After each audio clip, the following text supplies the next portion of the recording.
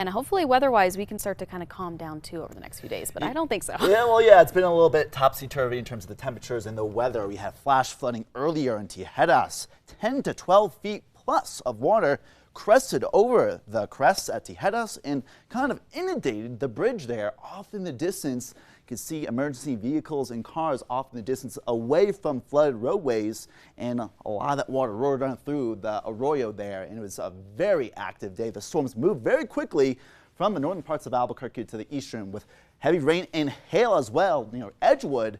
And a lot of those storms are still holding together, getting closer to Ruidoso. Now, these storms are quick movers. Plenty of lightning strikes south of Carrizoso, as well as moving closer to Capitan and now Hondo as well. So localized flooding is a possibility, but I think the heaviest of the rain is over with. Speaking of the hail earlier at San Diego Park, look at this hailstone. Marble size to golf ball size hail, just like this one, was something that we saw in the eastern mountains. And speaking of the San Dias, what we saw was also a double rainbow. This one bow and another bow as well, with rain, lightning strikes, and now we're kind of just dark out there. And those thunderstorms brought down a little bit of wildfire smoke in parts of the eastern mountain communities, now moving toward the north and west because of southeasterly winds from the Laguna fire. That smoke is getting closer toward Farmington and Durango, and the wildfires in the Gila National Forest, that smoke is getting closer to Camado from around Silver City. And at the surface, we've cooled off in Las Vegas, 63 degrees. 64 Ruidoso, 76 in Roswell, 67 Alamosa, 85 right now in Farmington, 79 Las Cruces, and 78 degrees at the Sunport.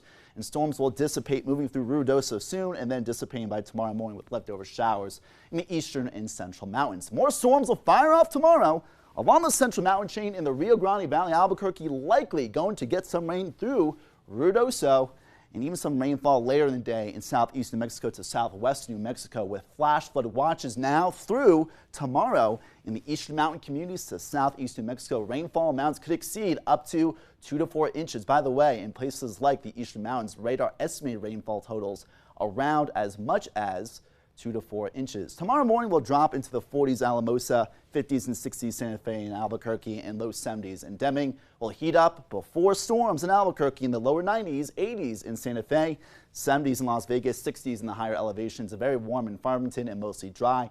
And rainfall areas will decrease a little bit by next week, but tomorrow and Sunday will be active days in the mountains and even in parts of the Rio Grande Valley. In Durango, temperatures will drop just a little bit, especially on Monday, lows in the 40s and 50s, Alamosa, Cortez as well. Storms will be more likely starting tomorrow into early next week, even in Farmington and Grants.